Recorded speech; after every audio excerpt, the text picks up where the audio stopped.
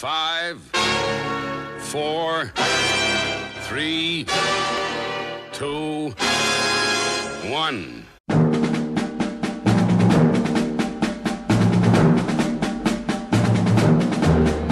Welcome back to the Brick Den.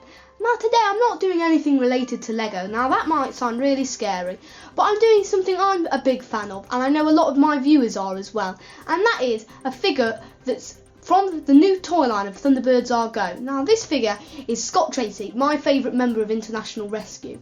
Now for a size comparison, so you can get an idea of scale, here he is next to Emmett from the Lego movie. You can see that Scott Tracy isn't that much bigger than the Lego figure, and I don't actually have any other action figures that are in this same scale. So that is a bit of a downer for me, but I don't see that as a problem for other people. Now, taking a look at the paint job, from a distance I think it looks quite nice, but there are some problems that I have with it when you get up close. Like, you can see here on the chest there's some little blue speckles where they shouldn't be. And there's just little problems like that kind of all over the figure, but I don't think it takes too much back from the figure because it is still quite nice, and they put lots of detail into the paint job. And you can also see on the neck, the blue lining on the outer bit of the neck isn't the same on each side. Now taking a look at the head sculpt, you can see it's quite good and represents Scott Tracy from the show quite well. Now I don't know what's wrong with the colour of the eyebrows compared to the hair, it just looks a bit odd to me. And also it'd be nice maybe if they put some paint onto the mouth, because from a distance it looks like he hasn't even got a mouth. But I think it is not quite nice when you get close up. But one problem, which I think is just for mine, because I've looked at pictures of them on the internet and on other videos, is that the hair isn't quite flush with the skin. You can kind of see underneath. Now this figure also comes with accessories. Now one of them is Scott Tracy's helmet. Now the only real problem I have with this is it is quite difficult to get on. And now you've seen it came off my little stand I've got here. But I think once you've got the helmet on, it definitely does improve the look of the figure.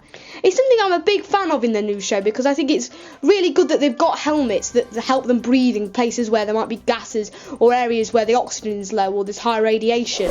Now you may have also noticed the little holes on his back, and that is for his jetpack, which has only been featured in a couple of episodes so far. But it is a nice little addition for this figure, and maybe shows that he might use his jetpack a couple more times in the upcoming half series. So now, taking a look at some of the smaller details, you can see Scott Tracy's helmet here.